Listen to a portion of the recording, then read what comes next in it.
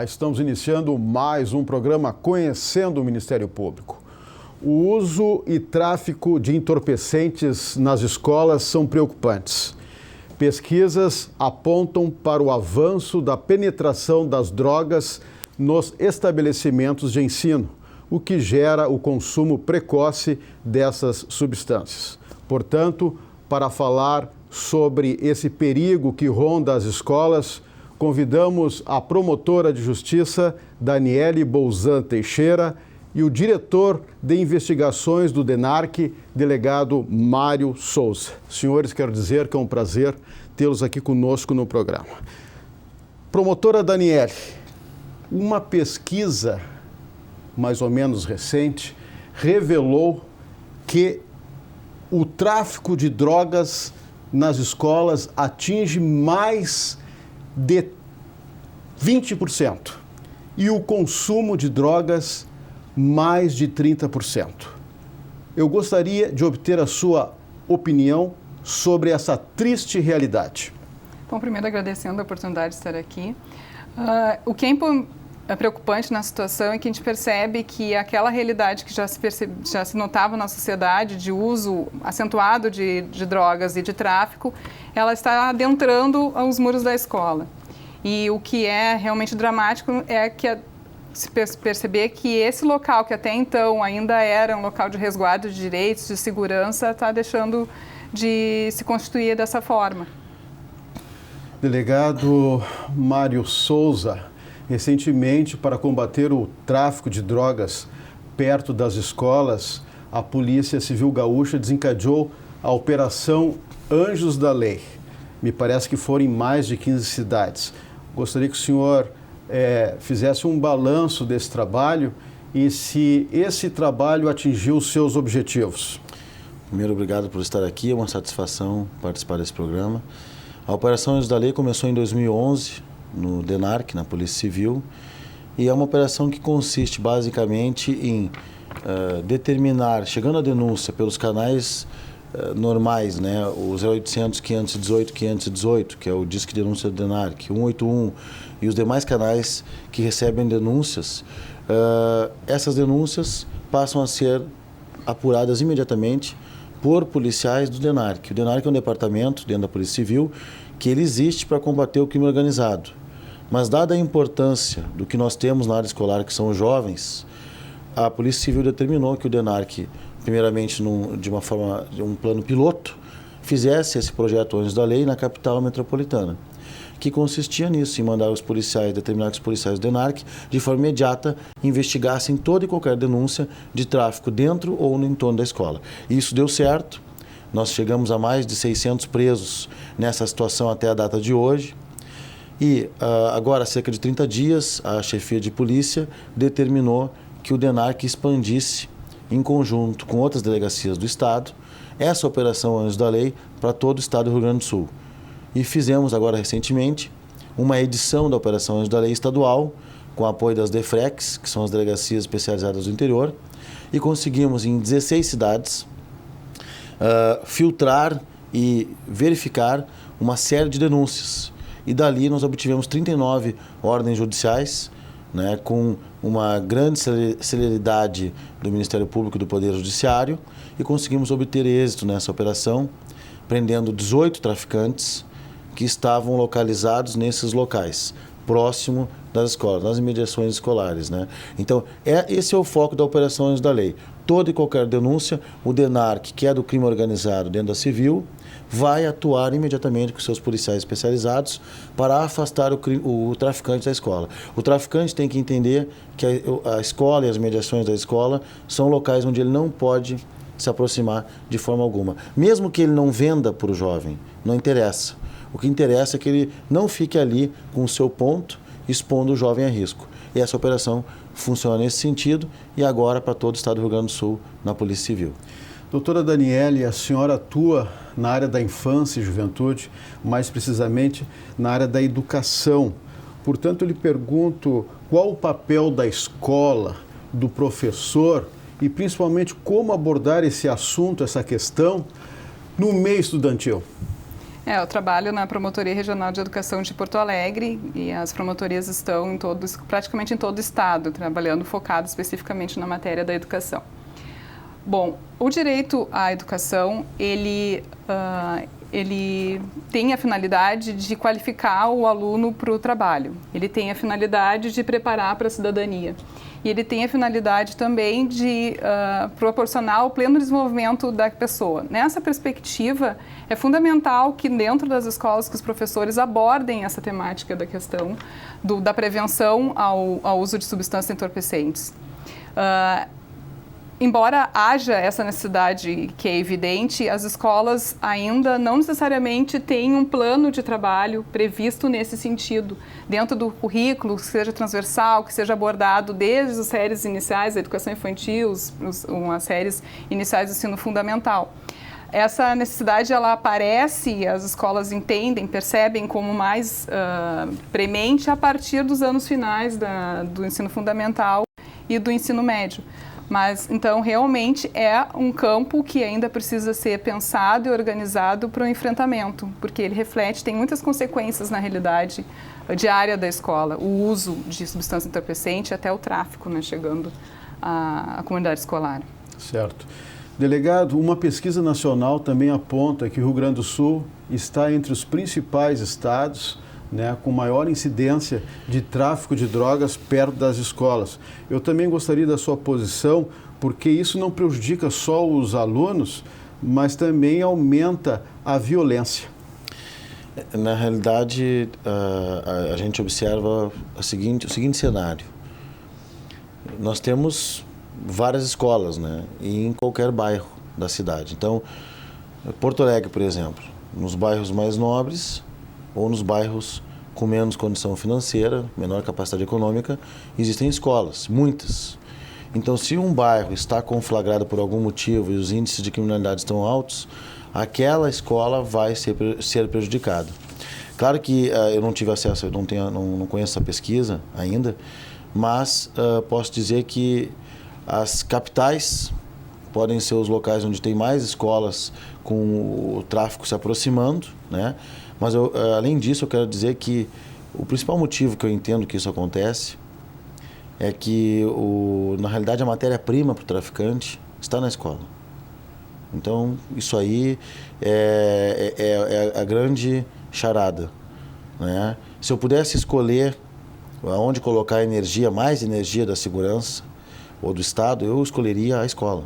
E isso está sendo feito no Estado, aqui do Rio Grande do Sul, sendo feito desde 2011 de forma silenciosa e agora com uma mudança positiva, onde a Polícia Civil, fazendo sua parte, determinou mais energia com relação a isso. Por que isso aí? Porque o traficante não se interessa que eu fique um usuário, muito menos soldado para o tráfico, nem a promotora e nem o apresentador. O traficante se interessa pelo jovem, até o adolescente de 12, 13, 11, criança, 15 anos. Essas pessoas, os jovens, são a matéria-prima para o crime organizado. Porque dali eles vão ter uma nova massa de consumidores, de usuários, seja no colégio de R$3.000 a mensalidade ou no público, numa área conflagrada, e ali eles vão ter, se não usuários, novos soldados por tráfico. Hoje a gente vê mais ou menos assim a divisão. Áreas mais nobres, o traficante aumenta lá o seu mercado, aumenta o consumo, garante o futuro da sua empresa, entre aspas. Áreas mais pobres, ele garante a sua mão de obra para o crime. Por isso que a escola atrai o traficante, porque lá é uma grande concentração de jovens. Claro. Então a escola ela tem que ser uma área verde, uma área livre de crime. E a Polícia Civil dá sua contribuição no Estado de forma pioneira, né, no nosso país. Não é a primeira operação nesse sentido, mas nesses moldes, podemos dizer que é uma das primeiras, pelo menos, não temos notícia, né? E agora a energia aumentou e vai aumentar mais, porque essa é a determinação da Polícia Civil. Porque o tráfico, a gente sempre fala que enxuga gelo, embora eu discorde disso, enxuga gelo e assim por diante. Qual é uma das saídas para cortar o mal pela raiz? Uma das saídas é evitar que surjam novos usuários, porque isso é um mercado. Diminuindo os usuários, diminui a demanda. Então, onde é que o traficante vai fazer novos usuários? Onde tem mais jovens, onde é nas escolas. Claro. Promotora, diante disso que o delegado está falando, a senhora diria que a escola está hoje diante de um desafio, que é educar para prevenir o consumo de entorpecentes entre os jovens? Na verdade, a escola está diante de um desafio permanente, cada vez mais complexo em todas as áreas, né? Não só, até na própria área pedagógica, que a escola está tendo que se reinventar. E essa questão da violência, do uso de drogas e do tráfico de drogas está premindo a escola para se repensar de uma forma mais urgente ainda. Sim, é um desafio porque, junto com toda a questão educacional que tem essas peculiaridades agora recentes, da questão da tecnologia, vem também a questão social, né? Da fragilidade das relações das famílias, a fragilidade das comunidades. Isso que o delegado coloca é bem evidente. Os alunos estão virando soldados do tráfico cada vez mais cedo. E há uma dificuldade bastante grande das escolas lidarem e coibirem e tratarem até essa situação, porque também se percebe que em alguns locais a própria fonte de renda e de manutenção dessas famílias estão ligadas ao tráfico. Então, para viabilizar a permanência do aluno na escola, que é um dos maiores focos de atuação do Ministério Público, né, que é garantir que o aluno tenha acesso à educação e que ele tenha as condições de permanecer na escola, essa situação do tráfico de drogas é uma circunstância que está aparecendo cada vez mais e se caracterizando cada vez de uma forma mais consistente como uma forma de exclusão do aluno da escola. Então, sim, é um grande desafio. E o desafio é não só se qualificar na questão de conscientização dos malefícios que a droga faz, mas a própria qualificação da escola enquanto um dos serviços que existe na sociedade, que tem que atuar de forma coordenada com a segurança pública para garantir a integridade daquele aluno, a possibilidade de desenvolvimento, inclusive social. Né? Delegado, até para os telespectadores entenderem, terem uma ideia, qual é o perfil dessas pessoas que acabaram presas nessa operação policial? Nessa operação que foi de âmbito estadual pela primeira vez, né, nós tivemos o perfil de sempre, o perfil que a gente já sabia. Qual é esse perfil? Em escolas de uma área mais pobre, com menos recurso financeiro, e também tem uma divisão, além disso, tem uma divisão entre, por incrível que pareça, dos graus, né? Na minha época era primeiro grau, segundo grau, terceiro grau. O traficante, de cada faixa etária, ele se diferencia. Mas tem ainda um outro perfil que é mais notório. O traficante que vai agir na escola com maior poder econômico, uma escola particular, ele é um traficante geralmente que vai levar para os jovens de lá drogas sintéticas e maconha. E é geralmente um traficante parecido com os alunos. Eles tentam se parecer. Pode às vezes ser um aluno? Pode, mas às vezes não é um aluno. Então o traficante do colégio particular ele vai tentar, vai ser um jovem criminoso, que vai tentar entrar naquele circuito daqueles jovens com mais condição financeira e ali vai oferecer o quê? Hoje o carro-chefe, droga sintética, depois maconha, mais longe as outras. Nas áreas mais pobres, o traficante vai tentar, camaleão, né, se passar com o perfil dos jovens daquela escola, né, com as mesmas roupas, os mesmos locais que frequenta, e vai tentar ali ele introduzir a droga. Geralmente o que? A cocaína e a maconha, não a sintética. Então, nós temos escolas particulares, geralmente com droga sintética e maconha. Escolas públicas com todas, mas mais a maconha e a cocaína. E até o crack. Né? Então, há uma diferenciação no perfil, né? Na idade do traficante, por incrível que pareça, há essa diferenciação. Na universidade, aí é público-privado, é o mesmo perfil. Ele vai tentar se passar ou vai tentar entrar dentro do circuito dos universitários. E ali é variado. No universitário o consumo é variado, tudo que é tipo de droga há esse consumo. Agora, no colégio de segundo grau, ensino médio, por exemplo, aí há essa diferenciação. Sintética nas escolas particulares e maconha, e crack, cocaína e crack nas escolas públicas. Então, esse é o perfil. E quanto à prevenção, no DENARC, né, que eu não falei anteriormente, a Anjo da Lei ela entra com a parte da repressão e depois vem a prevenção, que é o quê? Palestras dadas nos moldes mais modernos, palestras curtas, de 20, 30 minutos, algumas antes eu podia fazer, agora tem outros colegas fazendo, e que fale a língua do jovem e que fale com ele, o jovem gosta de ouvir a verdade. Se falar para ele a verdade, ele acredita mais em ti. Se der uma palestra, e não é uma crítica, isso é uma constatação. Até porque eu já fui estudante, já tive na minha escola, na minha universidade, traficantes ali perto. E a gente sabe como nos convencer. A gente tenta sempre passar para o jovem aquilo que ele vai se convencer. E nessas palestras, a gente fala a verdade para ele ouvir e a gente tem conseguido um bom resultado, que é ele se convencendo do mal que aquela droga vai fazer. E uma saída, já que aí vai caindo mais para a educação, é sempre atividade esportiva e cultural. Atividade esportiva e cultural é ajuda na repressão e na prevenção, muito mais na prevenção, mas na repressão também. Tira o jovem, bota mais uma barreira. Além da repressão da polícia, além da prevenção da palestra, essas atividades botam mais uma barreira. Por mais problemas que ele tenha sociais, esse jovem tenha, de família, ou o que for, tendo uma escola protegida pela polícia, na parte da repressão do crime, com prevenção e com atividades que ele possa desempenhar nos horários vagos, afasta ele do crime e do uso das drogas. Para complementar, o senhor já falou a respeito de como acontece o tráfico ao redor das escolas. Agora, como acontece o aliciamento e como o aluno deve se comportar nesse momento? O jovem ele tem que a gente sempre orienta, essa tua pergunta é muito boa, porque essa é uma das perguntas mais difíceis de responder em palestra. Teve jovens que fizeram essa pergunta: como eu vou fazer, porque eu não quero ser o careta, ou o que eu vou fazer ali, aquela guria fuma maconha, quero falar com ela. A gente tenta responder para que eles mantenham as convicções do que é bom para eles, né? Estou falando de uma forma mais polida com eles, de outra forma que a gente fala, né? A gente tenta falar mais a linguagem deles, mas que mantenha as convicções dele, né? E também não passe pelo menininho do passo certo. Ele vai ter que conviver às vezes com aquilo. Mas que ele diga, olha, a minha é outra, eu prefiro jogar futebol todos os dias, um dia sim, um dia não, eu prefiro fazer parte de tal atividade física, que aí eu vou ficar mal, se eu fumar maconha eu não vou ficar bem. E isso convence os outros. E ele fica bem. E ali ele vai sobrevivendo ali e vai levando a vida dele. Isso aí é importante. Claro, estamos falando num contexto de usuário, verdadeiro, no mundo cão ali, é verdade, né?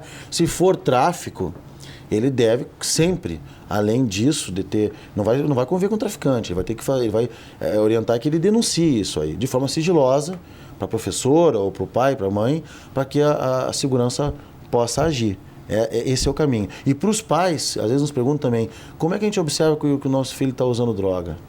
É o olho vermelho, é a mão, não sei o quê? Não. Qualquer mudança na rotina dele que salte aos olhos dos pais. Pode ser dormir de dia, acordar de noite, os olhos vermelhos. Qualquer coisa que o pai acha que está estranho, pode ter envolvimento de droga. Esse é uma boa ferramenta de identificação de problemas relativos às drogas. Claro. Doutora Daniele, e como essa violência pode interferir na realidade escolar? Como eu já tinha feito a referência antes, nós temos um trabalho que é feito pelo Ministério Público desde a década de 90, que se chama Ficha de Comunicação de Aluno Infrequente. É um instrumento, uma forma de controlar ou monitorar ou sistematizar a permanência do aluno na escola e o acesso.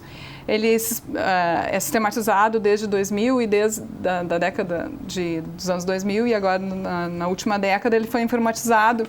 E para mais de informatizar e controlar, nós estamos tentando organizar as redes dentro da escola, a rede no entorno da escola.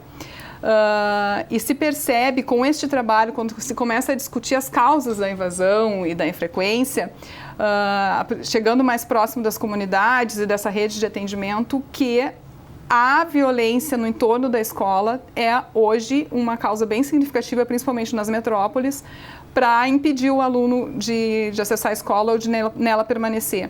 Em Porto Alegre, notadamente do final do ano passado para no início desse ano, está acontecendo esse fenômeno da impossibilidade de deslocamento dos alunos dentro de uma mesma comunidade. Então, houve uma dificuldade, inclusive agora no início do ano, de conseguir as matrículas, porque houve uma necessidade de transferência de alunos. justamente nesse sentido de que os pais vieram até as centrais de matrícula, até as escolas, e dizer, não, eu quero garantir meu filho na escola, só que esta escola, embora seja mais próxima da minha casa, eu não posso colocar meu filho ali porque, ainda que ele não esteja envolvido, e algumas vezes a gente sabe que ele está envolvido, ele não tem possibilidade de acessar uma parte do bairro, não pode atravessar uma avenida, porque ele está prometido de morte e as mortes realmente estão ocorrendo. Então, a violência, ela, no entorno da escola, ainda que muitas vezes ainda que bom, não esteja dentro da escola, ela está interferindo nessa realidade. Então, uma dos motes desse trabalho que o Ministério Público está fazendo é promover uma aproximação com os órgãos de segurança pública, tanto com a Polícia Civil quanto com a Brigada Militar, para se tentar integrar esses trabalhos, porque como se vê hoje, a Polícia Civil já faz um trabalho desde 2011 bastante significativo, e a Brigada também tem os seus programas, como por exemplo o ProERD, que se trabalha dentro das escolas, a tentativa de erradicação do uso de drogas. Mas se acredita que um trabalho coordenado de todas as forças ele possa ter maior resultado. Agora, delegado Mário, chegar aos verdadeiros culpados pelo tráfico às vezes não é fácil, porque hoje o comando da criminalidade está dentro das cadeias. Em parte, né? Em parte nós detectamos algumas ações que sim. Embora quem instrumentaliza o crime organizado no estado do Rio Grande do Sul são traficantes, às vezes aquele que é o 02, o 03, o terceiro na hierarquia, que estão na rua. A questão dos presídios, pelo menos que a gente tem acompanhado no último ano, 2015, e nesse início de 2016, diminuiu muito no sentido do DENARC, no tráfico, diminuiu muito a capacidade de comando dentro do presídio, para nós. Nossos instrumentos mostram isso. Está até por um motivo, não quer dizer que seja o corte nisso, pode ser que eles estejam optando por isso, também pode ser. Mas o fato é que, no último ano, e no início desse ano, agora 2016, identificamos poucos casos de traficantes exercendo o comando total de dentro do presídio. Tem algumas suspeitas, mas como já vimos em algumas outras épocas, né, que existiria um comando quase que diário, nós não observamos nossas investigações nesse último ano. Existe traficante que manda matar dentro do presídio, manda executar Claro que essas suspeitas podem ser verdadeiras, algumas comprovadas. Agora, eu quero dizer que não está sendo mais a rotina. A rotina não está sendo essa. A rotina está sendo a assunção de outros na cadeia hierárquica do crime, né? E a vocação do DENARC, que é o crime organizado, né, que a Polícia Civil determina que o DENARC faça isso, vem sendo feita. E nós vamos continuar combatendo. A função da polícia, do Estado, não é acabar com o crime, é controlar o crime. Mas o tráfico, eu acho, não fácil, claro, mas acho, volto a dizer, uma boa saída nós buscarmos essa diminuição forte. E dou o exemplo do cigarro. O cigarro, ainda sem uma repressão tão alta, hoje nós temos o consumo de cigarro despencando no Brasil. Por quê? Por fortes programas de educação, prevenção e repressão em algumas situações do cigarro falsificado. Então, é um exemplo de que o tráfico também tem saída, né, e não há necessidade de recuar nesse sentido. Doutora Daniele, geralmente a experiência do jovem começa com as drogas lícitas, como o caso do álcool. Nesse sentido, o Ministério Público Gaúcho vem fazendo um excelente trabalho nesse campo.